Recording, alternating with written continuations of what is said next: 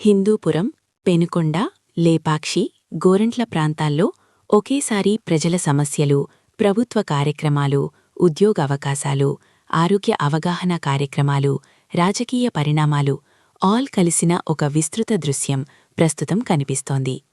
సామాన్య ప్రజల జీవన పరిస్థితులు, నిరుద్యోగ యువత ఆశలు, రైతుల సంక్షేమం, విద్యార్థుల పరిస్థితులు ఇవన్నీ ఒకే సమయంలో చర్చకొస్తున్నాయి. పేదలకు ఇళ్ల స్థలాల కోసం పోరాటం. హిందూపురం పట్టణంలో ఇళ్లులేని నిరుపేదలకు ఇళ్ల స్థలాలు ఇవ్వాలని డిమాండ్ చేస్తూ కమ్యూనిస్ట్ పార్టీ నాయకులు పెద్ద ఎత్తున ఆందోళన చేపట్టారు. తహసీల్దార్ కార్యాలయం ఎదుట నిరసన వ్యక్తం చేసిన నాయకులు అనంతరం అధికారులకు వినతిపత్రం సమర్పించారు. సిపిఐ పట్టణ కార్యదర్శి వినోద్ మాట్లాడుతూ, ఇళ్ల స్థలాలు మాత్రమే కాదు, ఇంటి నిర్మాణానికి కనీసం రూ.5 లక్షల ఆర్థిక సాయం ఇవ్వాలని ప్రభుత్వాన్ని డిమాండ్ చేశారు. టిడ్కో ఇళ్లను వెంటనే లబ్ధిదారులకు అప్పగించాలని కూడా కోరారు. ఈ కార్యక్రమంలో పలువురు నాయకులు పాల్గొని పేదల పక్షాన తమ మద్దతు తెలిపారు. లేపాక్షిలో తాగునీటి సమస్య తీవ్రం. లేపాక్షి మండలంలోని సిరివరం గ్రామంలో 4 నెలలుగా తాగునీరు అందక ప్రజలు తీవ్ర ఇబ్బందులు పడుతున్నారు.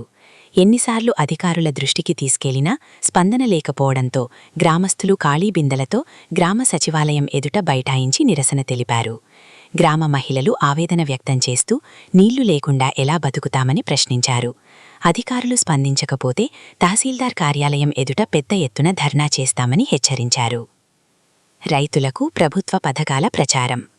రైతన్న సంక్షేమం కోసం ప్రభుత్వం అమలు చేస్తున్న పథకాలపై గ్రామాల్లో అవగాహన కార్యక్రమాలు కొనసాగుతున్నాయి. చలివెందుల పంచాయతీలో నిర్వహించిన కార్యక్రమంలో నాయకులు ఇంటింటికి వెళ్లి రైతులకు వివరాలు అందించారు. ప్రతి రైతుకు సంవత్సరానికి రూ.20,000 ఆర్థిక సాయం అందిస్తున్నామని, పీఎం కిసాన్ వంటి పథకాల ప్రయోజనాలను వివరించారు. రైతులు ఈ అవకాశాలను సద్వినియోగం చేసుకోవాలని సూచించారు. క్షయ నిర్మూలనపై అవగాహన ర్యాలీలు. ప్రపంచ క్షయ నివారణ దినోత్సవం సందర్భంగా హిందూపురం, పెనుకొండ ప్రాంతాల్లో అవగాహన ర్యాలీలు నిర్వహించారు. వైద్యులు మాట్లాడుతూ, క్షయవ్యాధి పూర్తిగా నయమయ్యే వ్యాధి అని భయపడాల్సిన అవసరం లేదని చెప్పారు. సమాజంలోని ప్రతి ఒక్కరూ ముందుకు వచ్చి క్షయ నిర్మూలనకు సహకరించాలని పిలుపునిచ్చారు. రైలు టికెట్ రద్దు నిబంధనల్లో కీలక మార్పులు.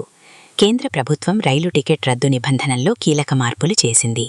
ఇకపై రైలు బయలుదేరడానికి 8 గంటల లోపు టికెట్ రద్దు చేస్తే ఎలాంటి రీఫండ్ ఇవ్వరు. 24 గంటల నుంచి 8 గంటల మధ్య రద్దు చేస్తే 50% మొత్తం మినహాయిస్తారు.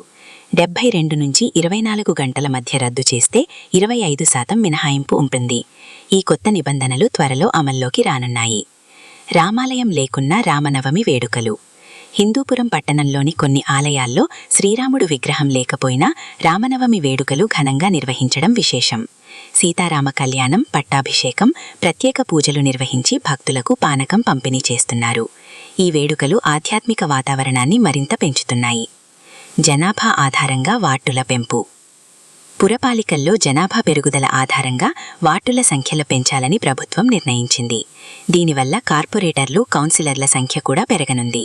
కొన్ని ప్రాంతాల్లో వార్డుల హద్దులు మారే అవకాశం ఉండటంతో రాజకీయంగా కూడా ఇది కీలకంగా మారింది. కేంద్రీయ విద్యాలయం అడ్మిషన్లు.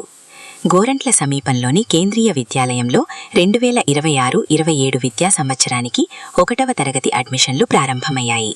మొత్తం 40 సీట్లు ఉండగా ప్రభుత్వ ఉద్యోగుల పిల్లలకు ప్రాధాన్యం ఇస్తున్నారు.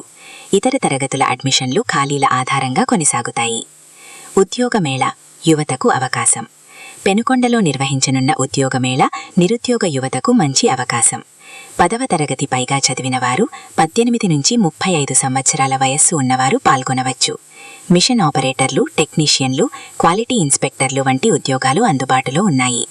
అభ్యర్థులు బయోడేటాతో హాజరు కావాలి. మధ్యాహ్న భోజన పథకం అమలు లోపాలు.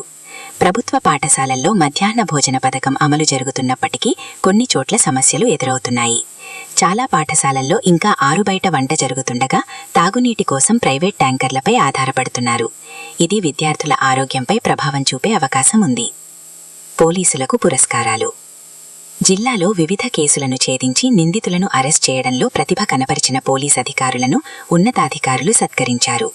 బంగారం రికవరీ, అంతర్రాష్ట్ర నేరగాళ్ల అరెస్ట్ వంటి అంశాల్లో ప్రత్యేక ప్రతిభ చూపిన సిబ్బందిని అభినందించారు.